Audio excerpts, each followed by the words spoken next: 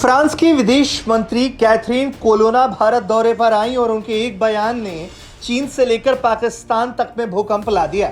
France के commitment को देखकर चीन और पाकिस्तान तक पानी पानी हुए जा रहे हैं, क्योंकि फ्रांस के विदेश मंत्री ने भारतीय विदेश मंत्री एस जयशंकर की मौजूदगी में बहुत बड़ा ऐलान किया है और कहा है कि फ्रांस भारत की यारी लगातार मजबूत करेंगे और फ्रांस भारत को यूएनएससी का परमानेंट सदस्य बनाने के मुद्दे पर भारत के साथ पूरे दमखम से खड़ा है और इसके लिए वो लोगों को गोलबंद भी करेगा। Be taking over the chairmanship of the UN Security Council, and I'd like to remind you that France has mobilized itself and will continue to mobilize itself so that India can get a permanent membership of the UN Security Council.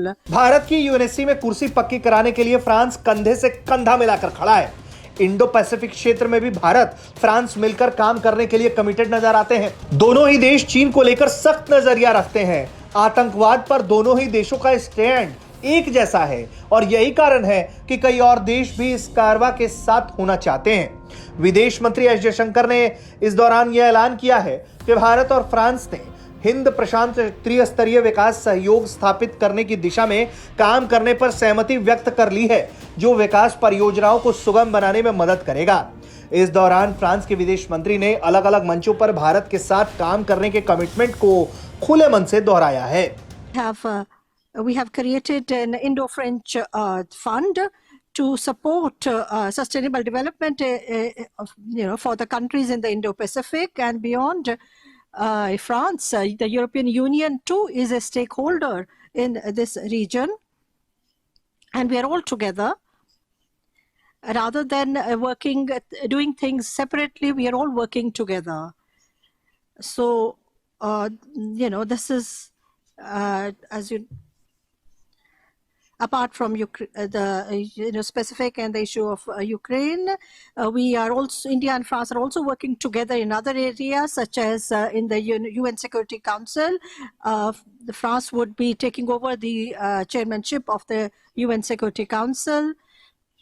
And I'd like to remind you that France has mobilized itself and will continue to mobilize itself so that India can get a permanent membership of the UN Security Council. We know that India will be taking over the chairmanship or the presidency of G20. Bharat France रक्षा से लेकर रणनीतिक साझेदार और सभ्यता को एक साथ बढ़ाने का काम कर रहे हैं। यकीनन इस दोस्ती को देख भारत और फ्रांस के दुश्मनों के होश उड़ रहे हैं। आने वाले दिनों में इस दोस्ती को और गहरा होना है और मजबूत होना है। यकीनन चीन और पाकिस्तान जैसे दुश्मनों के लिए ये किसी बुरी खबर से कम नहीं। ब्यूरो रिपोर्ट, भारत तक।